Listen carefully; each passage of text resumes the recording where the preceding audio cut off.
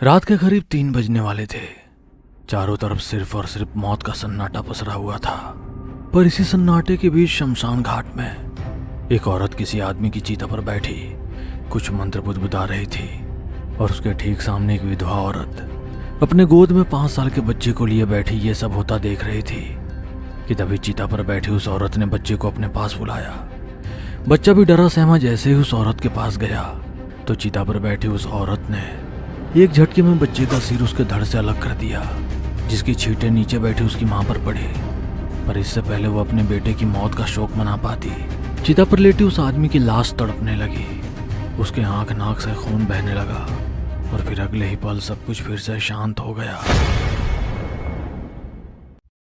राजेश बीच सड़क पर खड़ा आती जाती गाड़ियों को हाथ देकर रोकने की कोशिश कर रहा था, पर रात काफी होने के कारण कोई उसकी मदद करने को तैयार नहीं था।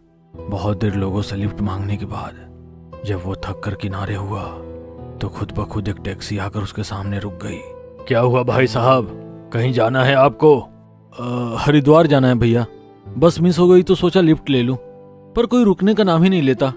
वैसे आप कहाँ जा रहे हैं? हरिद्वार का नाम सुनते ही ड्राइवर ने टैक्सी का दरवाजा खोल दिया और मुस्कुराते हुए बोला, मैं तो दिल्ली जा रहा हूँ, लेकिन आपको हरिद्वार छोड़ दूंगा रास्ते में। ड्राइवर की बात सुनते ही राजेश की सारी परेशानी एक पल में गायब हो गई। उसने तुरंत ही बैग टैक्सी की पिछली सीट पर पटका और खुद आगे आकर बैठ गया। कुछ ही देर में गाड़ी भी हवा से बातें करने लगी थी और इसी दौरान दोनों की बातें भी शुरू हो गई। बात पहले काम धंधे से शुरू हुई, फिर परिवार तक पहुंची और बातों ही बातों ने राजेश हर उस आम इंसान की तरह ड्राइवर से ये सवाल पूछ ही लिया, भैया इतनी रात में गाड़ी चलाते हो, कभी भूत वूत दिखा है क्या? राजेश सवाल पूछकर शांत हो गया था, लेकिन ड्राइवर के पास इस सवाल से जुड़ी एक दिलचस्प कहानी थी। ऐसी कहानी जो राजेश ने कभी सपने में भी नहीं सोची थी।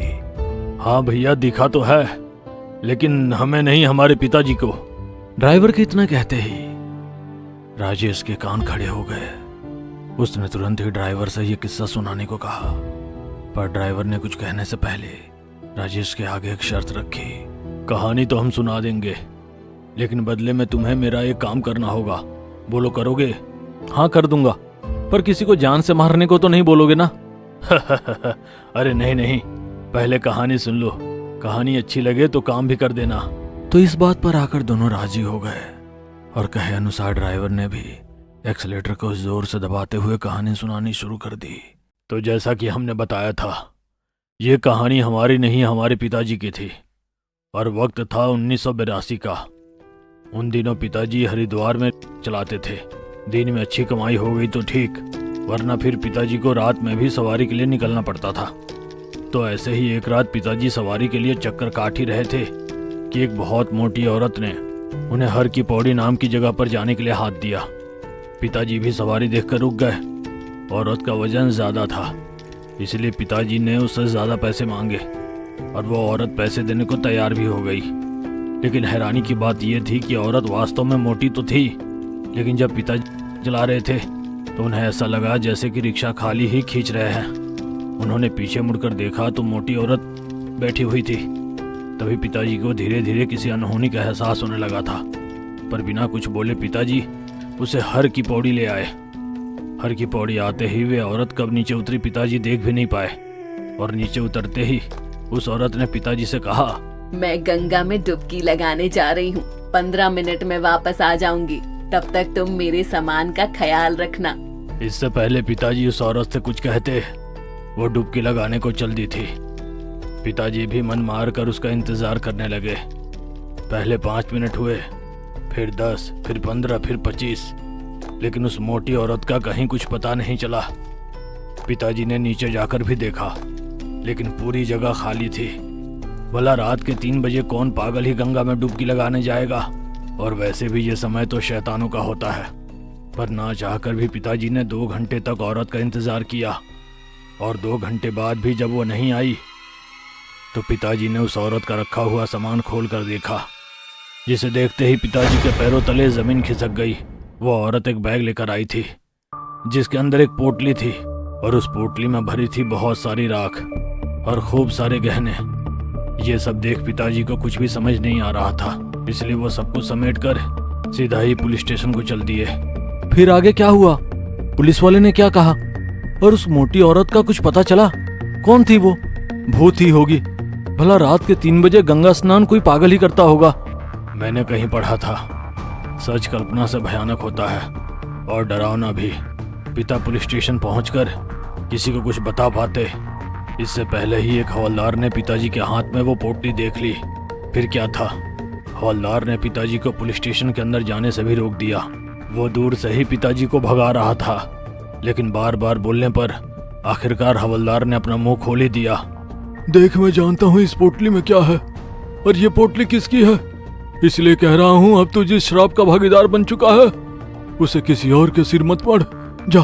जाकर हरिद्वार में किसी गुफा में समाधि ले ले, नहीं तो जितनी जल्दी हो गंगा में डूबकर इस खेल को खत्म कर दे।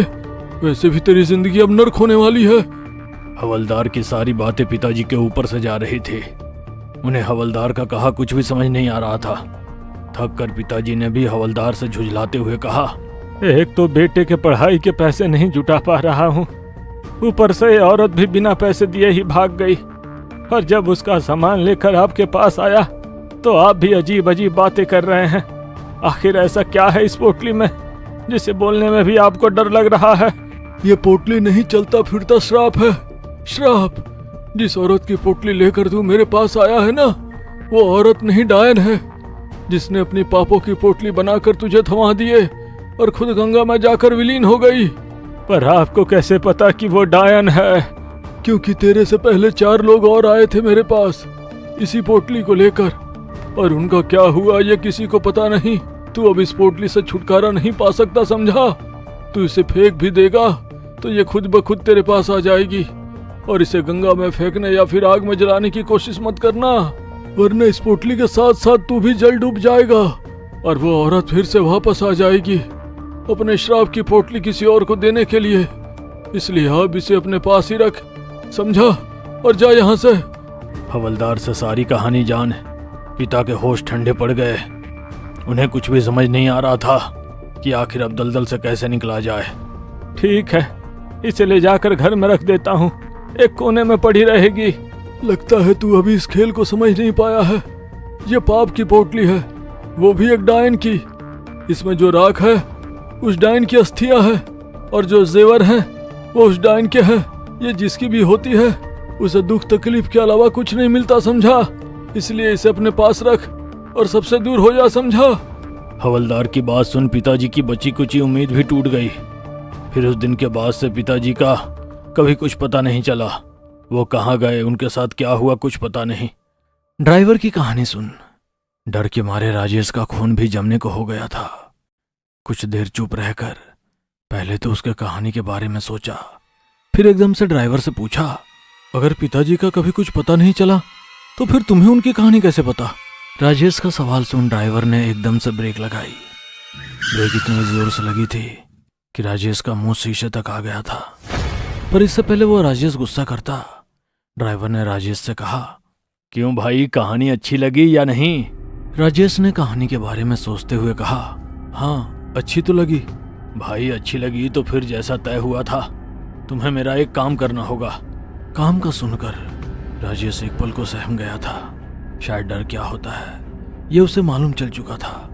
उसने हकलाते हुए पूछा, अब बताओ तो क्या करना होगा मुझे? अरे भाई डरो नहीं, कुछ ऐसा वैसा काम नहीं करवा रहा तुमसे। बस मेरी डिक्की में एक सामान पड़ा है, वो निकाल कर मुझे दे दो बस। ड्राइवर की बात सुनकर राजेश की जान में जान आई। बस इतना सा काम? लो अभी कर देता हूँ। ये कहते हुए राजेश जोश में गाड़ी से उतर पीछे डिक्की की ओर चल दिया। इधर ड्राइवर भी डिक्की खोलने का बटन दबा चुका था, और जैसे ही राजेश ने डिक्की खोली डर के मारे उसके जिस्म का रोम रोम थर्रा उठा। डिक्की में एक पोटली पड़ी हुई थी, ठीक उसकी आंखों के सामने।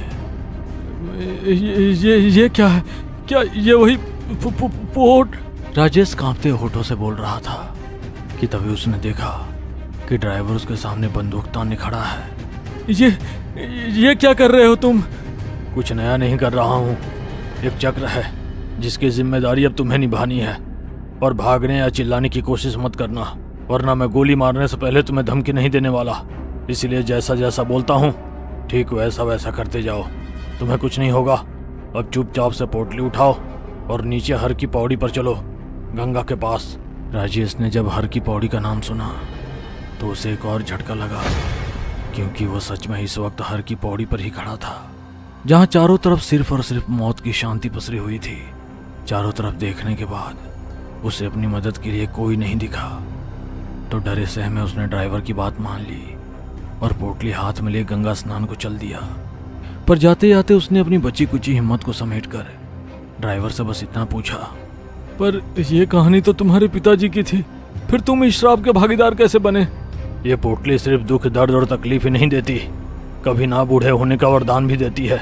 चल अब जल्दी पोटली को गंगा में विसर्जित कर दे, वरना यहीं तेरा भेजा उड़ा दूंगा।